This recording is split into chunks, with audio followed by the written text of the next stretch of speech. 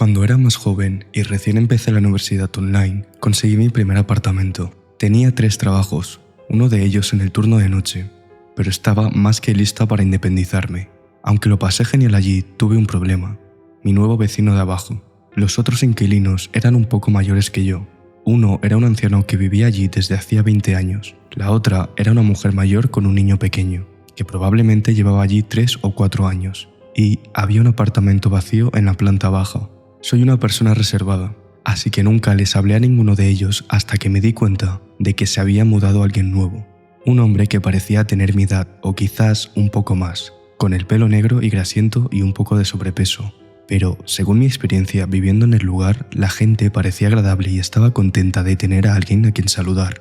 Esa posibilidad se agrió muy rápido cuando un simple saludo se convirtió en comentarios como «esa basura apesta» de su parte cuando sacaba la basura y en comentarios mordaces en voz baja cuando no había hecho nada. Incluso comentó sobre la falta de sujetador de mi hermana cuando vino a visitarme.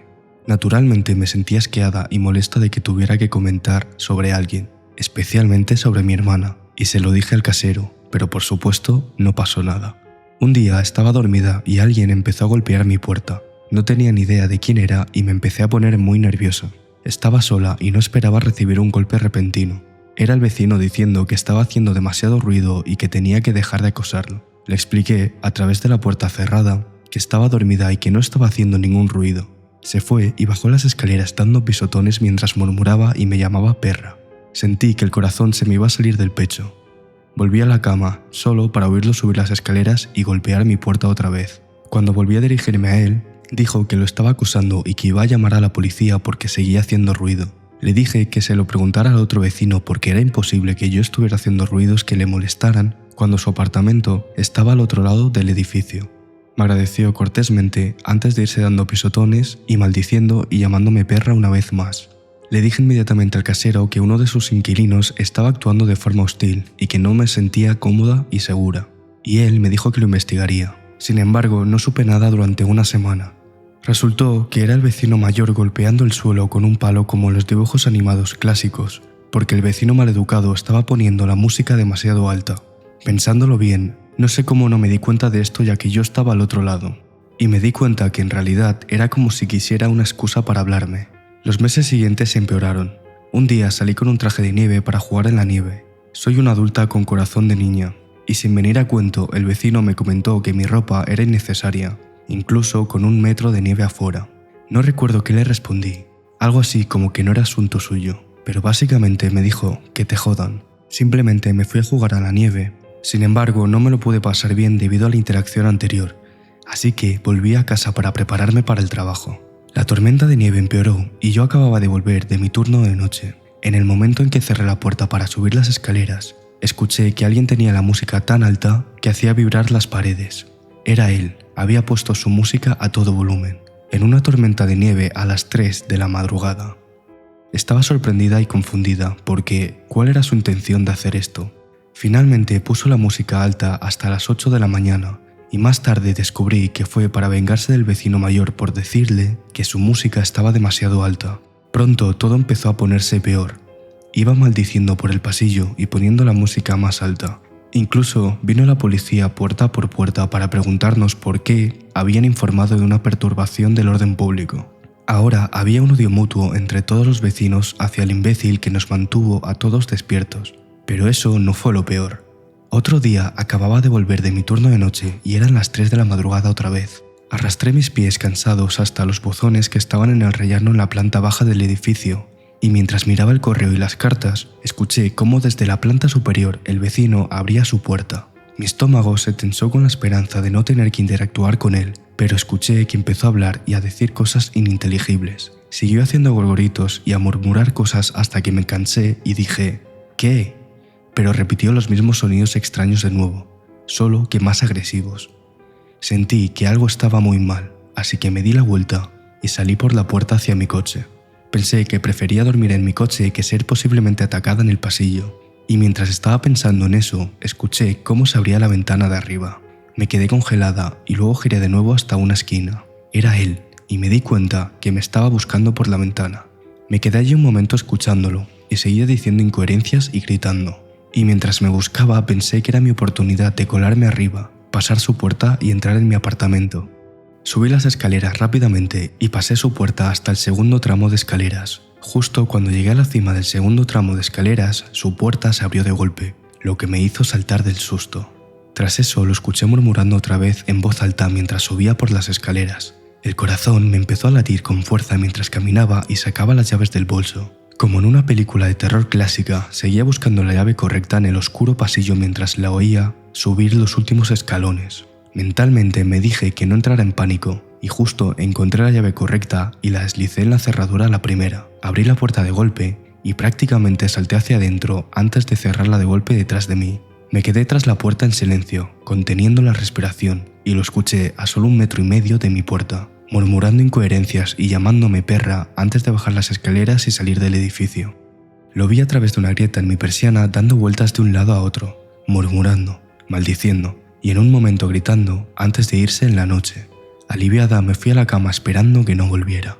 Al día siguiente recibí un mensaje del casero diciendo que el tipo había sido arrestado y que no iba a volver. Al parecer, el vecino era una persona con alguna enfermedad mental y en ese momento había dejado de tomar su medicación. En ese momento me quedé atónita con lo que me acababa de decir el casero y pensé, ¿en serio? ¿Ahora me lo dices? En el mismo mensaje, el casero adjuntó un enlace que mostraba una foto policial del tipo y una descripción que decía por qué había sido detenido la noche anterior. El tipo, la noche anterior, había estado robando y cuando la policía fue a detenerlo, él les amenazó con dispararles. Luego golpeó a uno de ellos y se fue corriendo con los pantalones bajados, gritando como un poseso, antes de ser arrestado. Tras esto, nunca más lo volví a ver, solo a su familia entrando y recogiendo sus cosas. Así que, al vecino maleducado que dejó de tomar sus medicamentos, no nos volvamos a encontrar.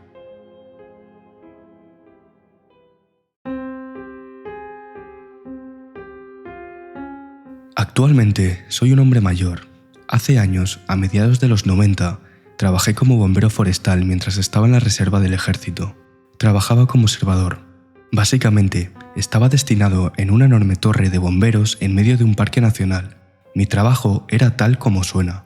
Usaba binoculares y buscaba fuego, humo y otras señales reveladoras de incendio. Mi jefe de bomberos más cercano estaba a unos 8 kilómetros de mí. Mis días consistían en trabajar mi turno, dar largos paseos alrededor de la torre de bomberos, estar atento a cualquiera que pudiera estar haciendo fuegos ilegales, vigilar la fauna y mantenerme alejado de osos y lobos. Nuestros turnos en aquel entonces eran de una semana de trabajo y una de descanso, así que dormíamos en las torres, cocinábamos, etc. Incluso había baños y duchas cerca para nosotros. Un día me encontré con una trampa ilegal para osos. Tenía varios amigos guardabosques y la activé sin problemas. Luego la recogí para llevarla a la estación de guardabosques en una de mis excursiones en busca de comida en mi jeep. La caza furtiva es ilegal en el parque y conllevaba una multa cuantiosa incluso en aquel entonces y algunas penas de cárcel, pero eso no impidió que los cazadores furtivos lo intentaran. En cierto punto escuché disparos de rifle y regresé a mi torre de vigilancia. Teníamos un rifle en la torre para usar en caso de emergencia. Apenas unos meses antes, un compañero observador había sido atacado a muerte por un oso grizzly, así que cada torre estaba equipada con un rifle. Miré con mis binoculares, pero no vi nada fuera de lo común, así que llamé por radio a mi compañero de trabajo, Ben, un hombre mayor que estaba en la torre de al lado. Él no había oído nada ese día, pero sí había encontrado algunas trampas. Esa noche, después de cenar salchichas, frijoles y tostadas, estaba escribiendo a mi futura esposa cuando oí el estruendo de un camión, pensando que podría ser Ben, ya que de vez en cuando venía a mi torre, abríamos un refresco y charlábamos un rato. Sin embargo, vi a 4 hombres con rifles salir del camión. Uno miró a su alrededor y se apoyó en el camión mientras los otros 3 cogían trampas y empezaban a prepararlas. Tomé el rifle y mi linterna y bajé las escaleras. Yo solo tenía 21 años, era hijo de granjeros de un pueblo rural en Virginia, e incluso con un arma a mis espaldas era ingenuo. Debería haber avisado a los Rangers, pero en cambio pensé que podría hacerles entrar en razón a 4 hombres peligrosos. Apenas pude decir, ¿qué estáis haciendo?, cuando unas manos bruscas me empujaron con fuerza. Mi linterna se cayó y la oí crujir. Patearon mi rifle y me quedé sin aliento cuando me patearon violentamente en el estómago. Apenas había recuperado el aliento cuando 2 hombres me agarraron y me empujaron hacia el bosque. Pareció que caminamos muchos kilómetros, pero en realidad solo fueron 2 kilómetros. Sin embargo, noté que no se oía ningún sonido. En el bosque rara vez hay silencio. Es una cacofonía de sonidos, incluso de noche. Búhos, lobos, grillos. Pero esa noche, nada. De repente, me pusieron de rodillas y sentí que se me llenaban los ojos de lágrimas. En esa posición solo pude pensar en mis padres, mi hermanita, mi hermano y mi prometida, que estaban en Virginia. De repente, oí el disparo de un arma, cerré los ojos y recé. Sin embargo, eran los sonidos de las sirenas, las de los guardabosques, y detrás de ellos, en su camioneta, estaba Ben, quien había intentado avisarme por radio que había oído el motor de un coche.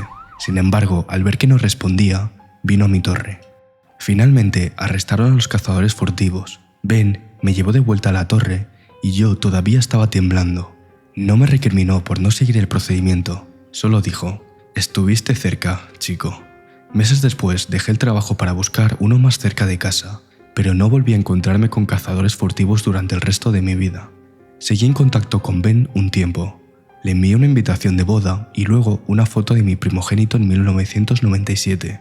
Sin embargo, como suele ocurrir con el tiempo, nos perdimos de vista, y hace unos años lo busqué en Google. Tendría unos 75 años cuando descubrí que había fallecido hacía unos años. No sé qué pasó con esos cazadores furtivos, pero sé que no quiero volver a verlos.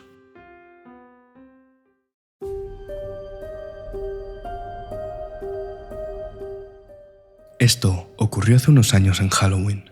Cuando estaba en mi primer semestre de universidad, yo era una estudiante de primer año. Era Halloween y mientras mi compañera de piso se emborrachaba y salía de fiesta con mis ex amigos por centésima vez, yo estaba sola y aburrida en mi habitación del dormitorio. Es cierto que no quería arriesgarme a contagiarme de COVID, pero no podía soportar estar en esa maldita habitación ni un minuto más. Y definitivamente quería salir de fiesta.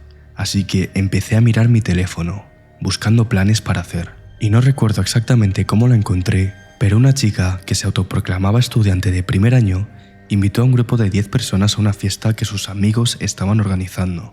En esa fiesta, ella nos prometió que habría distanciamiento social y todas las seguridades posibles. Por suerte, un par de amigos y otra amiga querían ir también a la fiesta, siempre y cuando mantuviéramos la distancia social y usáramos nuestras mascarillas. Así que al menos no iría sola.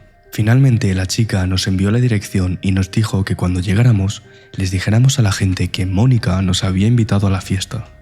Bueno, aquí es donde las cosas se pusieron raras. Como Mary y yo nos estábamos maquillando y estábamos tardando más de lo normal, uno de mis amigos decidió que no quería esperarnos más y quería salir ya, así que se fue a la fiesta él solo, sin nosotros. Cuando llegó, hizo exactamente lo que dijo esta Mónica, decir que venía de su parte. Sin embargo, el tipo que estaba allí se negó a dejarlo entrar e incluso le insultó. Es cierto que este amigo era un poco raro, y tal vez por eso no lo dejaban entrar, así que pensamos, bueno, ¿qué más da? Si cuando lleguemos vemos que algo va mal, nos iremos. Después de conducir hasta allí en el coche de mi amigo Steve, él, Mary y yo nos bajamos del coche y nos quedamos atónitos al ver el lugar. No es que esperáramos un castillo o algo así, pero este lugar era un auténtico basurero, y el barrio era extremadamente sucio y oscuro. Sin embargo, aunque nos dio miedo el lugar, habíamos manejado 30 minutos para llegar hasta allí. Así que pensamos, a la mierda, y decidimos quedarnos. Caminamos hasta la puerta y un tipo que estaba completamente borracho, y al menos bajo los efectos de 3 drogas diferentes, nos abrió. Le dijimos, somos los amigos de Mónica. Confundido, nos miró a mi amiga y a mí y simplemente asintió con la cabeza en silencio, y nos abrió la puerta para que entremos, ignorando completamente a Steve. Cuando entramos al lugar, no era exactamente la fiesta que esperábamos. Había unos 20 chicos de fraternidad apiñados alrededor de una mesa llena de alcohol y drogas, mirando en silencio a una chica, la única mujer allí, por cierto, que le hacía un baile erótico a un chico, sin mascarillas y sin nada. Éramos los únicos que las llevábamos. Confundidos y horrorizados, bajamos en silencio una enorme escalera negra que estaba justo en medio del abarrotado salón. Lo que nos recibió no fue otro grupo de personas o Mónica y sus amigos que supuestamente nos habían invitado allí. En cambio, había al menos 8 puertas negras cerradas con llave y que parecían salidas de una película de Saw. Después de intentar abrir una de las puertas, Steve observó con horror cómo la puerta adyacente se abría lentamente, Lo que parecían dos hombres grasientos de mediana edad salieron arrastrándose, mirándonos a mi amiga y a mí de una manera extremadamente pervertida.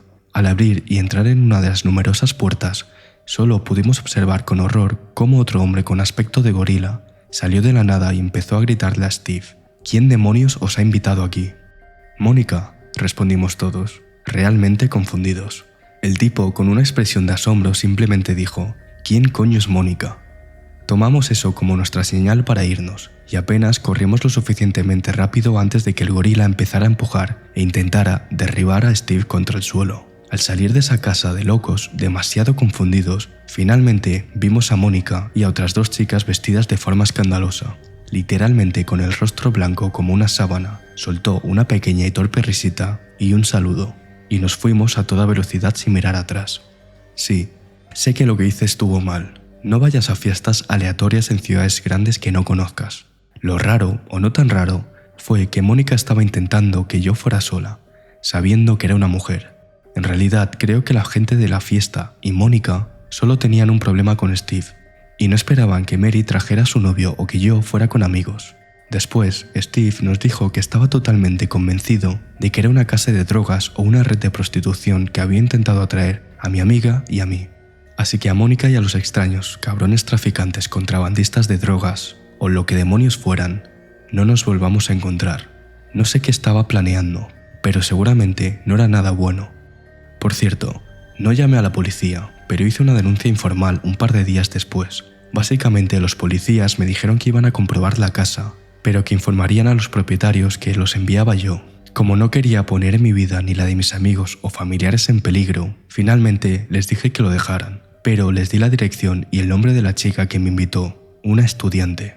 No sé si hicieron algo, pero lo dudo, ya que es una ciudad grande, y hace un par de días se produjo un robo a mano armada a 1 minuto de mi apartamento, así que, quién sabe.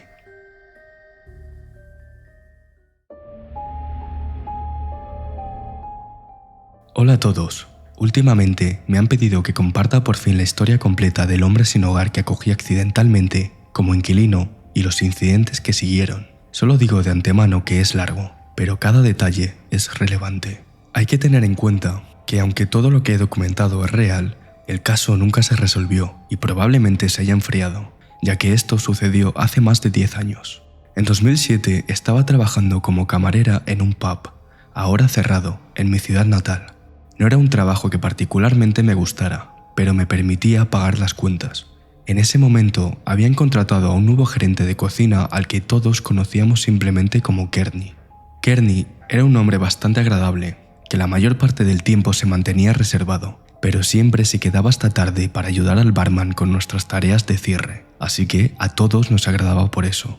Recién llegado a la ciudad, Kearney aún no había encontrado una residencia permanente, y yo había perdido a mis inquilinos recientemente, así que alguien le sugirió que me lo pidiera.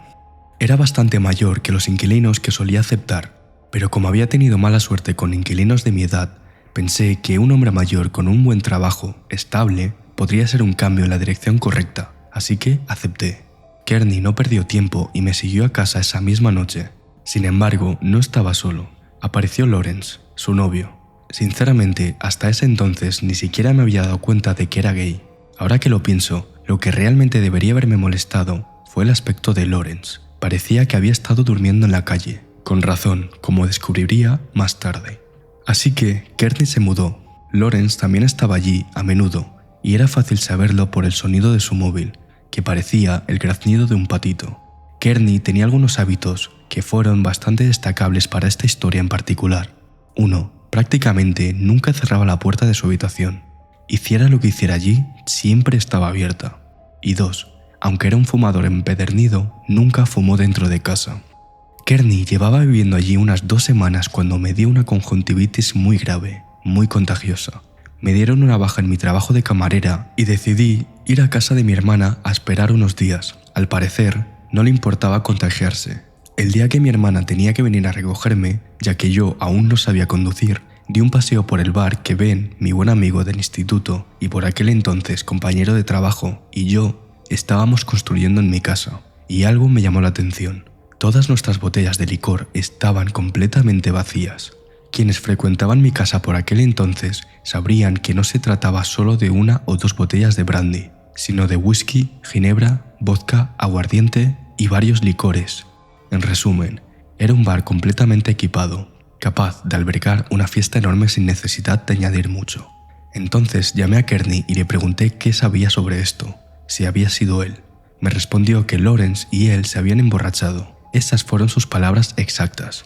Eso me dejó furiosa por los miles de dólares en acciones que había perdido, pero también un poco impresionada de que en realidad todavía estuviera vivo. De todos modos, dije que me ocuparía de esto a mi regreso. Así que estuve con mi hermana unos días y el viernes recibí una llamada de la comisaría local preguntándome si conocía a un tal Conrad Schultz. Irónicamente, no lo conocía. Finalmente añadieron que probablemente lo conocería como Kearney y que debía ir a comisaría, ya que acababan de arrestar a su novio por intentar vender mi equipo fotográfico. Así que mi hermana me llevó rápidamente a casa, donde todo mi equipo fotográfico estaba expuesto en la comisaría. Fue durante esta visita que me informaron que Lawrence en realidad era un SEAL de la Marina que fue dado de baja con deshonor antes de dedicarse a la delincuencia y ahora tenía un historial criminal tan extenso como la Biblia. Lo más sorprendente fue que tanto él como Kearney eran hombres sin hogar que se conocieron en el Ejército de Salvación. Lawrence se quedó en la cárcel y mi hermana me dejó en casa. Más o menos al mismo tiempo que Kearney también llegó. Según el relato de Kearney, él mismo delató a Lawrence, pues no podía permitir que me hiciera lo que intentaba. Aunque agradecí su sacrificio, le dije a Kearney que tendría que irse, ya que él había sido la causa principal de todo esto. Sin embargo, como no quería dejarlo en la calle, sin hogar, le di hasta el fin de mes para que hiciera otros arreglos y consiguiera otro piso. Cuando llegó el lunes y tras terminar la reunión del personal, camino a casa me encontré con Lawrence, muy libre, sentado en la acera frente a mi casa, observándome. Le pregunté por qué estaba allí e intentó disculparse antes de pedirme dinero. Bastante inusual, la verdad. Sin embargo, me despedí sin darle nada. Ahora, vuelvo a la noche anterior. Verán, mencioné la reunión del personal por una razón, ya que fue en esa reunión donde recibimos una lista bastante larga de botellas de licor que habían desaparecido del almacén, lo que nos hizo sospechar unos de otros.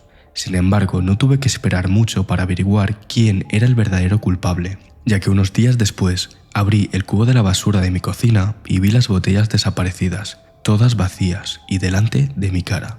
Decidí guardar esta información por el momento, aunque la fotografié por si la necesitaba como prueba más adelante. También llamé a Ben para informarle de los acontecimientos. Como esto se estaba convirtiendo rápidamente en un juego de detectives, decidimos entrar en la habitación de Kearney para buscar más pruebas. Sin embargo, no había nada de gran importancia allí, con una excepción. 2 fotografías individuales de Lawrence, antes de que se convirtiera en la versión sin hogar del ex Luthor o Charles Xavier. De hecho, varias cosas de Lawrence seguían allí, pero como Lawrence había pasado mucho tiempo allí antes del incidente, lo vi como algo normal. Debo añadir que le había comentado a Kearney sobre que Lawrence estaba libre y le había dicho que si sospechaba siquiera que seguían viéndose, los echaría de casa yo misma. Solo pasarían 1 o 2 días antes de que eso pasara. Esa noche en particular, yo había vuelto a trabajar de camarera y Kearney pasaba constantemente por la barra para servirse vasos de barril medio llenos de vino y medio llenos de Coca-Cola, que luego se tomaba fuera del restaurante. Lo confrontamos por esto, pero, como bien señaló, seguía siendo gerente y no teníamos derecho a decirle qué podía o no podía hacer. Sin embargo, en su cuarto viaje comencé a sospechar y decidí seguirlo afuera, donde me encontré con Lawrence sentado afuera compartiendo las mezclas mitad Coca-Cola y mitad vino con Kearney.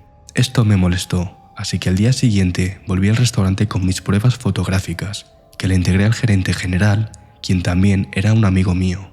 Aunque no lo vi físicamente, escuché la confrontación a través de la puerta de la oficina cuando despidió a Kearney. Kearney se fue, visiblemente molesto, y al parecer no tenía ni idea de que yo lo había denunciado. Esa noche cerramos temprano y yo estaba caminando a casa, pasando por la escuela secundaria, cuando vi a Kearney viniendo de la dirección opuesta, pasando junto a mí, literalmente solo diciendo 2 palabras: «Tengo miedo», antes de desaparecer en la oscuridad. Esa sería la última vez que pondría físicamente mis ojos en Conrad Schultz, o como todos lo conocíamos, Kearney. Pasamos a la última semana antes del desalojo de Kearney. Ben había venido a quedarse conmigo durante ese tiempo, ya que ambos queríamos supervisar la situación y asegurarnos de que no ocurriera nada más Fue en esta semana que el comportamiento de Kearney cambió repentinamente. Fumaba constantemente en su habitación y su puerta estaba cerrada a las 24 horas del día. De hecho, ni Ben ni yo lo habíamos visto en toda la última semana, algo a lo que no le habíamos dado mucha importancia en ese momento. Así que llegó el día de desalojo de Kearney. Ben llevaba unas horas en casa y por fin oí abrirse la puerta de su habitación. Alguien salió de la habitación, abrió la puerta principal y se fue. Lo seguía fuera, pero por alguna razón ya había desaparecido por completo. Solo quedaban las llaves de su casa, lo que indicaba que obviamente no pensaba volver. Eché un vistazo a las llaves y noté algo extraño. Aunque todas las llaves correctas estaban en el llavero, también había varias que no eran mías. Y entonces pensé, ¿por qué me dejaría las llaves equivocadas? Cuando entré en la habitación, su habitación me impactó, no por el estado en que se encontraba. Los dos habían roto su cama en un acto sexual salvaje, pero ya lo sabía. Como dije, nunca cerraba la puerta, sino más bien porque había dejado casi todas sus pertenencias, con una excepción, como ya habrás adivinado, las 2 fotos de Lawrence. Tras investigar más a fondo, me di cuenta de que todo rastro de que Lawrence hubiera estado allí había desaparecido por completo, con todas las cosas de Kearney. Sin embargo, había algo de Lawrence que había quedado atrás, su tono de llamada de patito, que resultó ser un patito de verdad y no un tono de llamada, que ahora paseaba tranquilamente por la habitación. Es decir, habían tenido un patito de verdad en la habitación durante todo ese tiempo. Finalmente nos quedamos al patito y lo llamamos Neville.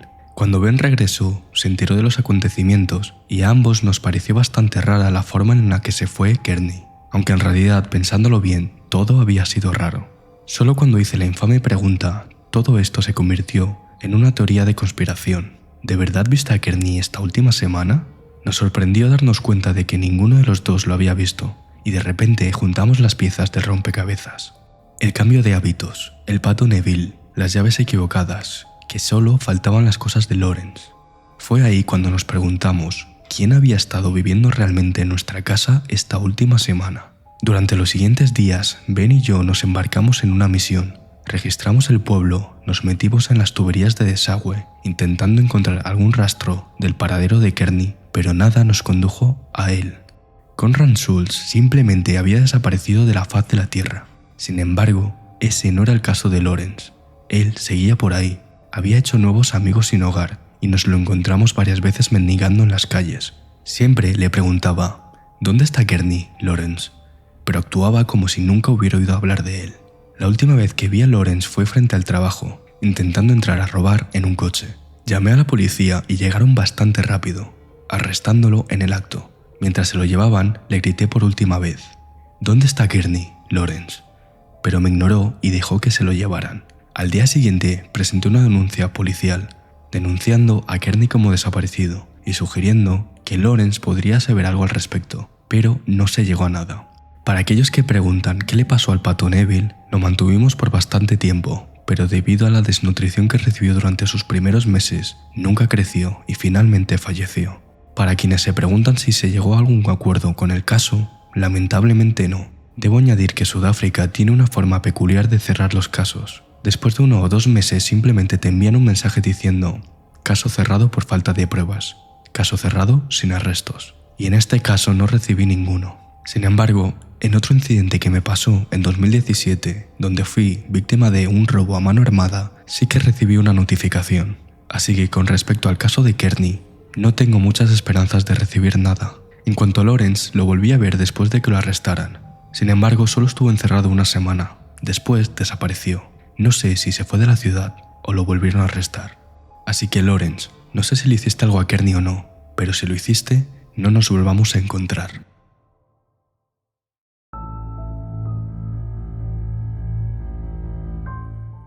Esto sucedió cuando tenía alrededor de 17 años y a día de hoy sigue ocurriendo. A los 17 años me sentía perdido en el mundo y atrapado en un trabajo que no me gustaba, con compañeros de trabajo que no me querían. Esto tenía que ver con mi forma de hablar y vocabulario, ya que hablaba bastante bien y culto, por lo que mis compañeros pensaban que yo era raro. Todo comenzó un viernes después del trabajo. La fábrica en la que trabajaba cerraba a mediodía los viernes, así que pasaba el resto del día vagando por la ciudad en la que vivía. Había sido un día duro de burlas implacables por mis compañeros y mi paciencia estaba llegando a su límite debido a esta situación, así que di vueltas por la ciudad buscando un nuevo trabajo. Visité el centro de reclutamiento de la policía, el ejército, la marina y la fuerza aérea, e incluso la Cruz Roja Internacional. Simplemente quería escapar de todo. Después de unas horas tenía una bolsa llena de folletos profesionales y todavía no tenía ni idea de qué hacer con mi vida. Doblé una esquina y de inmediato vi un letrero frente a mí. Lo recuerdo con tanta claridad ahora. Decía: prueba de personalidad gratuita. ¿Eres curioso sobre ti mismo? Entra. Luego miré hacia arriba al edificio y en un gran letrero elegante afuera decía: la Iglesia de la Cienciología. Ahora, antes de continuar, sí, ya sabía sobre la cienciología. Sin embargo, tenía una curiosidad morbosa por ello.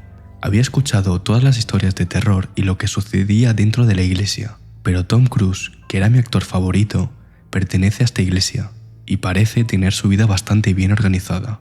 Así que pensar en esto me convenció para finalmente entrar. Al entrar, inmediatamente me recibió una mujer muy amable. Me preguntó cómo estaba y qué podía hacer por mí. Le pregunté si podía hablar con alguien sobre la iglesia y la prueba de personalidad. Ella sonrió y dijo: con mucho gusto, por favor, tome asiento y le conseguiré a alguien con quien hablar. Después de un minuto, me presentaron a un hombre mayor llamado Alan, y él era el jefe del centro de cienciología de mi ciudad. Alan me llevó a una habitación pequeña para hablar en privado. Cuando entramos, inmediatamente noté la gran imagen de Ron Hubbard, el fundador de esta iglesia, en la pared. Nos sentamos y tuvimos una agradable conversación. Le conté cómo estaba infeliz con el rumbo que estaba tomando mi vida. Le conté cómo quería irme y todos los problemas que estaba teniendo en el trabajo. Parecía realmente preocupado por mí y sentí que quería ayudar. Después de un rato de hablar, acepté hacer la prueba de personalidad. Me dio la prueba y salió de la habitación diciéndome que le diera la prueba a la recepcionista después de que lo hubiera terminado. 2 horas después la terminé. No es broma, ese fue el tiempo que me llevó. Eran alrededor de 500 preguntas sobre cualquier cosa y sobre todo en general. Se la entregué a la recepcionista y ella me dijo que tardaría un tiempo en procesarla. Mientras tanto, Alan le había dicho que me llevara a su cine privado y me mostrara una película. Pensé que sería solo una habitación vieja en la parte de atrás con un televisor en la pared, pero no.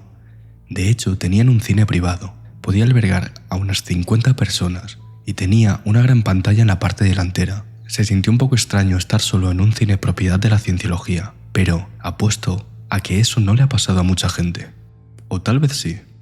De todos modos me senté y me pusieron la película. Duró unos 30 minutos y consistía en un narrador que explicaba esas extrañas sensaciones que a veces tienes, con algunas actuaciones mediocres que lo acompañaban. Recuerdo una sección que trataba sobre cuánto dudas de ti mismo, como por ejemplo saber que has cerrado una puerta, pero volver a comprobarla varias veces. En un momento, la película mostraba cómo un evento pasado que le sucedió a tu madre mientras estaba embarazada de ti podría afectar a tu vida de manera negativa. Ejemplo, tu madre se enfermó en un vuelo mientras estaba embarazada de ti, por lo que ahora tú tienes miedo de volar. También recuerdo vagamente algo sobre huevos podridos y cuánto un evento que los involucra puede hacerte daño. Sé que es un absurdo, pero de alguna manera, la película realmente tuvo sentido para mí.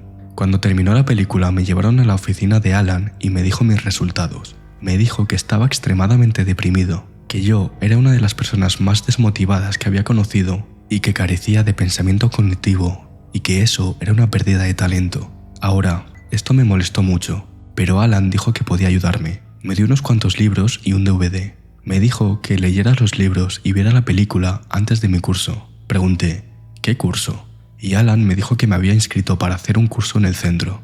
Me convenció de que si no hacía este curso, mi vida pronto se saldría de control. Me hizo entregar bastante dinero por el curso y dijo que recibiría un correo electrónico sobre él, y que este curso sería en un mes. Salí del centro, corrí a casa e inmediatamente comencé a leer los libros que me habían dado. Esto sucedió durante todo el fin de semana. Básicamente me encerré en mi habitación y no hice nada más que leer y releer esos libros y ver el DVD una y otra vez. Durante la semana siguiente comencé a tomar notas sobre mí y mi familia. Le envié correos electrónicos a Alan con preguntas e inquietudes y comencé a resentirme con mi madre por mi vida. Empecé a pensar que ella era el problema, que todo lo malo que me pasaba era el resultado de ella. Así que empecé a tratarla mal. La insulté e hice todo lo posible para ignorarla. Cuando le escribí a Alan sobre mi madre, él me dijo que si ella era la catalizadora de mis problemas, entonces tal vez debería considerar desconectarme de ella. Y me tomé esta tontería en serio.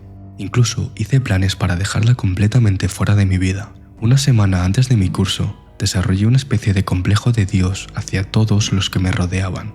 Lo que leí en esos libros me dijo en lo que podía convertirme. Veía a todos en mi familia como inferiores a mí. Realmente me convertí en una persona rencorosa. Justo unos días antes de mi curso, mi madre y mi padre me confrontaron. Dijeron que estaban preocupados por mí, así que habían registrado mi habitación. Mi papá sacó todos mis libros de cienciología y el DVD. Yo estaba indignado. Les grité e insulté. Les dije cosas horribles y malvadas. También les dije cosas como que iba a dejarlos y que nunca más volvería a verlos. Horas de discusiones de ida y vuelta, lágrimas y llanto. Sin embargo, al final me convencieron de que la iglesia era un mal lugar. Dijeron, si estabas tan mal en el trabajo, deberías habérnoslo dicho. Y la verdad, tenían razón. Hasta el día de hoy, no puedo creer que no les dijera nada. En cambio, fui a la iglesia de la cienciología. Esa noche, después de que las discusiones se detuvieron, me sentaron y me consolaron. Realmente no podía creerlo. Después de la forma en que los había tratado durante las últimas 3 semanas, todavía se preocupaban por mí. Al día siguiente le escribí a Alan y le dije que no volvería a la iglesia. Rápidamente me respondió preguntando por qué, preguntando si era por mi familia y si me estaban obligando a no ir. Sin embargo, lo ignoré. Los correos electrónicos que recibí en las siguientes semanas eran agresivos. En estos, Alan me decía cómo debía dejar a mi familia y quedarme en la iglesia. Intentó convencerme de que todo era culpa de mi madre. Incluso me envió un correo electrónico para decir algo parecido a «No me sorprenderá si leo en los periódicos que te encontraron muerto por suicidio». Con ese correo cruzó una línea, pero simplemente decidí seguir ignorándolo. El correo electrónico más extraño que recibí fue uno en código binario. Usé el traductor de código binario, pero eran todo letras y números mezclados al azar. Nada tenía sentido. Finalmente lo bloqueé. Sin embargo, a día de hoy todavía no ha parado. Aproximadamente 2 o 3 veces al año recibo un correo electrónico de la iglesia. O pregunta cómo estoy, o pregunta por mi familia. Cuando los recibo, inmediatamente bloqueo la dirección de correo electrónico. Pero siguen llegando. Siempre es alguien nuevo, diciendo que se enteró de mi caso y que estaban preocupados por mí. La razón por la que estoy escribiendo esto es porque recibí uno el otro día y pensé que sería una buena advertencia. Por favor, te lo ruego, no vayas a un centro de la iglesia de la cienciología. Si pudieron convertirme en un degenerado rencoroso en solo unas pocas horas, entonces, ¿qué pueden hacer con una persona en pocos meses o incluso un año?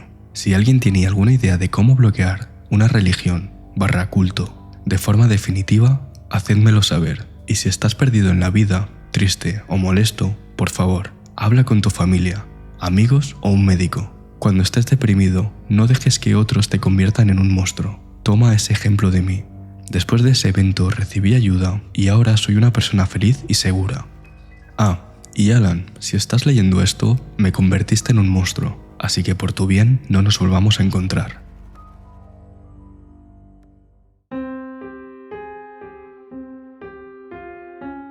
Una vez me encontré con un viejo amigo mío, un amigo que conocía desde hacía unos años antes de ese encuentro en noviembre de 2017. En realidad, había conocido a esta persona en un sitio de citas. Sin embargo, con el tiempo, la relación entre nosotros se volvió estrictamente platónica. No había señales de alarma, ni mi instinto me advirtió, así que confié completamente en esta persona. Nos encontramos en el pueblo, detrás de una estación de autobuses, en una colina cubierta de hierbas rodeada de árboles y un muro alto. Nuestra reunión era solo para fumar un poco, colocarnos un poco y ponernos al día. La reunión estuvo bien. En realidad, había empezado a fumar hierba unos meses antes, así que todavía era relativamente nueva en esto. En esa ocasión, él trajo algo nuevo para que lo probara. Purple Haze. No estaba nada nerviosa por probarlo, ya que confiaba completamente en esta persona y nunca creería que me mentiría.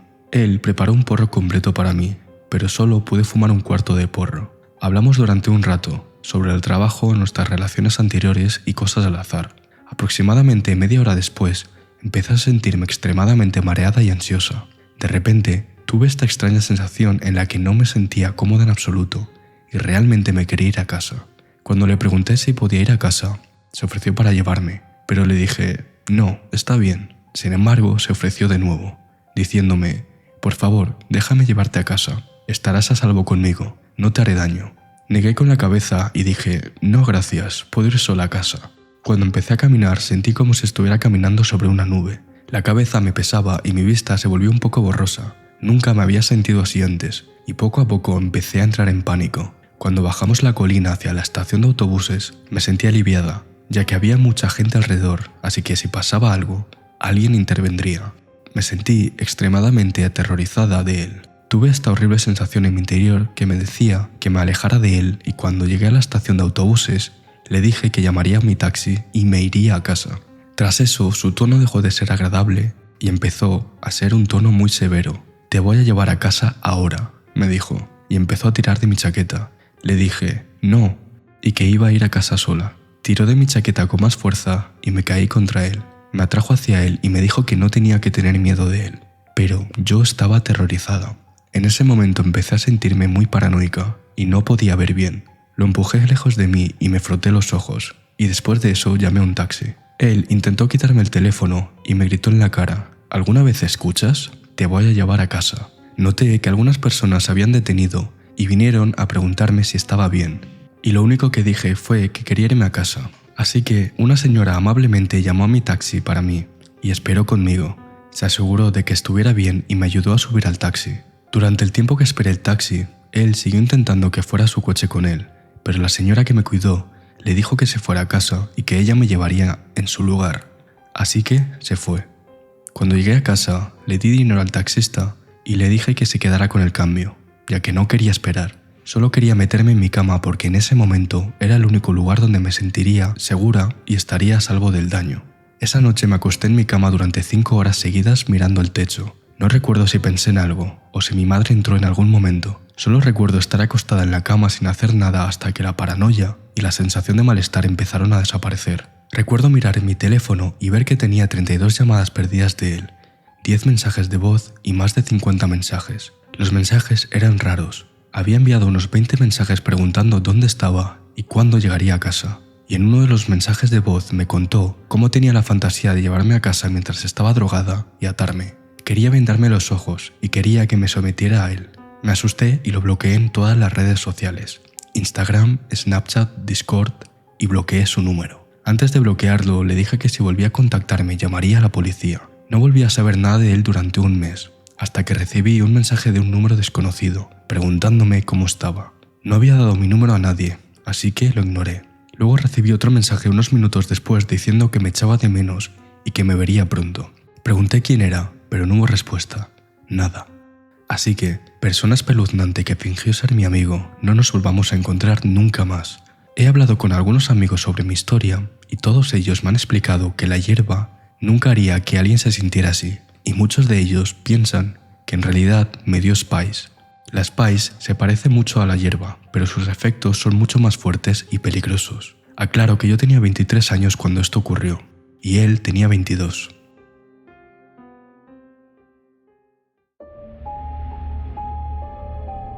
Hace unos años trabajaba como conductor en una cadena de pizzas de mi ciudad. Tenía 27 años, pero ganaba un dineral como repartidor. Había trabajado en otros lugares, tanto locales como de cadena, y sigo trabajando de repartidor ocasionalmente, incluso después de esto.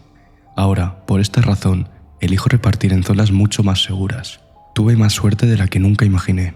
Una noche estaba trabajando y tenía que atender 2 entregas. Ambas eran en efectivo. Me quedaban $12 en el banco, lo que les dan a los conductores para usar como cambio en las entregas. Así no llevas un montón de efectivo encima. El primer pedido salió bien. El chico me dio 50 por un pedido de $35, así que me emocioné con la generosa propina. Conduje hasta la segunda entrega. Era un complejo de apartamentos con varios edificios. Ya había hecho entregas allí antes. El sol estaba a punto de ponerse, pero todavía había mucha luz. La cadena en la que trabajaba nos hacía conducir coches de empresa con el logo, todos sedanes blancos. Esto es importante. Tomé el pedido y fui a la puerta del edificio. Salió un chico joven y un tipo mucho más grande y mayor estaba fuera fumando un cigarrillo. El tipo grande entró mientras el más pequeño salía. Miró a su alrededor, nervioso, y me preguntó cuánto me debía. Su forma de mirar me puso muy nervioso. Se me erizaron los pelos de la nuca. Le dije la cantidad y me dijo que no era lo que le habían dicho por teléfono. En ese momento me di cuenta de que algo iba muy mal. Sentí que alguien salía detrás de mí por la puerta, mientras el primer joven miraba a su alrededor por el aparcamiento, estirando el cuello como si buscara a alguien. Le volví a decir la cantidad y le expliqué el pedido, intentando mantener la calma. Entonces, el primer tipo me puso una pistola en la sien derecha. También sentí un pinchazo en la columna. 2 pistoleros. En ese momento no podía hablar y no me salían las palabras por mucho que lo intentara. «Dame el dinero y las llaves. Ahora», gruñó el primer tipo y busqué las llaves a tientas. Le di mi cartera, pero no me había dado cuenta de que los 50 estaban escondidos. Le di las llaves intentando mantener la calma. Otro tipo se acercó por mi izquierda. Tenía el pelo alborotado y tendría más o menos la misma edad que el primer chico. Al que estaba detrás de mí aún no lo había visto. El chico del pelo alborotado agarró la bolsa de pizza y salió corriendo a esconderse. El primer chico registró el coche de la empresa. Por suerte, había dejado la cartera en mi coche personal. Sin embargo, lo vi agarrar mi móvil. Fue entonces cuando empecé a entrar en pánico. Tenía fotos en ese teléfono, sin hacer copias de seguridad, de mi hijo de 5 años, que es mi mundo. Por favor, no te lleves eso. Tengo fotos de mi hijo que murió ahí. Es todo lo que tengo de él. Por favor, mentí, ya que mi hijo está vivo. El chico detrás de mí me habló en voz baja. Confía en mí, solo escúchalo. La recuperarás intacta. Yo tampoco quiero estar aquí. Supe por su voz que había estado llorando. Un coche empezó a llegar y los 3 chicos salieron corriendo hacia el otro lado del complejo. Antes de que el que estaba detrás de mí corriera, dejó caer la pistola delante de mí. Era la 9 mm estándar plateada y negra, sin seguro. Me pareció completamente real. La recogió y corrió con los demás. El coche que llegó me vio. Era una mujer con su hijo. Me entró el pánico al darme cuenta de que fácilmente podrían volver y hacerme algo mucho peor. Mientras el cielo empezaba a oscurecer, me desplomé. Se habían llevado las llaves del coche de la empresa, $72, la pizza y el teléfono. La mujer corrió hacia mí y me preguntó si estaba bien. Me llevó a su departamento, en el edificio de al lado, y cerró la puerta con llave. Temblaba tanto que ni siquiera podía sostener su teléfono para llamar al 911, mientras dejaba a su hijo. Hablé con la operadora y le conté todo. Soy daltónico y, gracias a Dios, estos tipos llevaban ropa blanca y negra. Tenía una descripción completa de 2 de ellos. La pobre mujer que me ayudó iba a llegar tarde al trabajo, pero se quedó hasta que colgué y llegó la policía. Fue muy dura y brusca con la operadora, pero nunca olvidaré la absoluta amabilidad de esta mujer conmigo. La policía se presentó y contactó a mi tienda y mi gerente trajo las llaves de repuesto para que yo condujera el auto de regreso a la tienda. Después de lidiar con la policía, conduje de regreso y me recibieron compañeros de trabajo, llorando y más que preocupados. Todos estaban aterrorizados de que me hubieran lastimado. Significó mucho para mí lo que se preocuparon, pero les dije que estaba bien. Presenté la documentación correspondiente y los $72 fueron dados de baja como una pérdida para la tienda. Gracias a Dios, porque había trabajado en otras tiendas que te hacen pagar el dinero de tu bolsillo si te roban, para evitar que los conductores roben. El dueño me dijo que me tomara el resto de la noche libre y me cuidara. Me dio un abrazo. Fue hasta el día de hoy uno de los mejores jefes que he tenido. Lo que no sabía es que me esperaba una noche muy larga. Llamé a mi mejor amigo antes de salir de la tienda desde el teléfono de la tienda y le pregunté dónde estaba. Solemos quedar a tomar algo después del trabajo. Estaba a la vuelta de la esquina en un bar, así que me encontré con él. Su padre era policía del distrito 4 en mi ciudad, en ese momento, el mismo distrito en el que ocurrió esto. Me dijo que su padre le había avisado y que tenía 2 chupitos esperándome para calmarme los nervios. Después de los 2 chupitos, empezamos a jugar al billar cuando su padre llamó a su teléfono y le preguntó si yo ya estaba con él. Mi amigo dijo que sí y me pasó el teléfono. Su padre me preguntó si podía ir a la comisaría. Fui sincero y le dije que me había tomado 2 chupitos, así que envió una patrulla a buscarme, ya que no estaba tan lejos. Llegamos a la comisaría y tenían sospechosos detenidos, y me necesitaban para identificarlos. 3 chicos y un conductor. Los habían atrapado menos de 20 minutos después del robo, conduciendo a exceso de velocidad. La orden de búsqueda ya se había emitido y coincidía con la descripción. Habían usado el dinero para comprar marihuana y gasolina, y se habían dado a la fuga. Llevaban consigo al menos 15 celulares robados. Al parecer, ellos hicieron el pedido de la pizza para robarme el teléfono. Mi teléfono estaba entre los teléfonos robados que había en una caja. La policía me dijo que solo tomara mi teléfono y lo hice. Me pidieron que lo desbloqueara y como tenía verificación de huellas dactilares, fue fácil. Ya habían intentado desbloquearlo 9 de 10 intentos, antes de que mi teléfono se reiniciara por completo. Le conté a la policía todos los detalles una vez más, aunque mi instinto paternal se activó. Les dije que el tipo detrás de mí obviamente había sido intimidado y que mostraran piedad. Era el de la camisa blanca. La policía se quedó atónita y me dijo que él fue el único que había hablado. Los otros 3 negaron su participación. Fue entonces cuando me enteré del cuarto tipo, el conductor. Más tarde descubrimos que desconocía por completo el robo y que solo iba a recoger a sus amigos. Nunca lo acusaron. El chico que estaba detrás de mí y el que agarró la pizza tenían 15 y 16 años respectivamente, y recibieron 6 meses de arresto domiciliario. La única razón por la que el que estaba detrás de mí salió bien parado, a pesar de tener la pistola a mi espalda, fue porque les pedí que fueran indulgentes con él, pues era un buen chico y no quería estar allí, y fue el único que confesó. Tiene sentido, ya que incluso había dicho que el otro no tendría el teléfono por mucho tiempo. Pensaba ir a la policía si no los hubieran pillado, pero el otro, el primero que me puso la pistola en la sien, cumplía 18 años. En el juzgado se burló de mí y se reía de mí. Verlo me hizo entrar en pánico. El juez lo regañó por su comportamiento y él simplemente sonrió y me miró con una sonrisa fulminante. Solo pude ver pura maldad. Sabía que este chico cometerá más crímenes. No me cabe duda de que acabará con la vida de alguien. Se nota su frialdad con solo mirarlo a los ojos. Es la encarnación del mal. Crecí en un pueblo lleno de asesinos y abusadores. Sin embargo, nunca había visto tanta maldad en mi vida, y no quiero volver a verla. Pedí que borraran mi nombre de los registros y que me mantuvieran en el anonimato por si alguna vez salía. Me alegro mucho de haberlo hecho, porque hoy recibí una carta del Estado. Lo liberarán en febrero. El tribunal solo tenía mi antigua dirección, la de mis padres, y mi madre no creyó que la carta fuera importante. Se me pasó la fecha límite para protestar por su libertad condicional. El acuerdo de la fiscalía era de 8 años. Solo han pasado 4. Así que saldrá antes de tiempo debido al hacinamiento este próximo febrero. Y estoy listo por si me encuentra. Mi esposa, mis padres, todos los que conozco conocen su rostro y su nombre. Si intenta algo, todos estamos listos. Por su bien, espero que no nos volvamos a ver. A la mujer y su familia que me ayudaron, si ven esto, sepan que les estoy eternamente agradecido. Fue un inconveniente para ustedes y aún así llegaron tarde al trabajo para ayudarme, y no tengo palabras para agradecerles. Compré regalos de Navidad para su hija, pero cuando fui a ver al casero, me di cuenta de que se habían mudado. No quería ser una intrusa y acosar su nueva casa, pero me alegra que hayan salido de ese barrio peligroso, y espero que su hermosa bebé también esté bien. Con gusto los veré de nuevo para darles las gracias que merecen. De parte del repartidor de Domino's en el suroeste de Ohio. He recibido actualizaciones sobre el caso. El tipo está de nuevo en prisión desde el 8 de marzo, por 5 cargos. No puedo evitar sentirme culpable y horrible, como si pudiera haber hecho más. Está siendo acusado de delitos violentos contra individuos, posesión de un arma bajo discapacidad y homicidio. Al parecer, alguien murió por su mano, tal y como dije que pasaría, después de luchar todo lo que pude para intentar mantenerlo encerrado.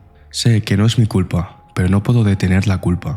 Espero que esto no le pase a nadie más por su mano. Lo más probable es que esta sea la última actualización. Muchas gracias a todos por su apoyo. Cuídense, amigos. Es un mundo de locos.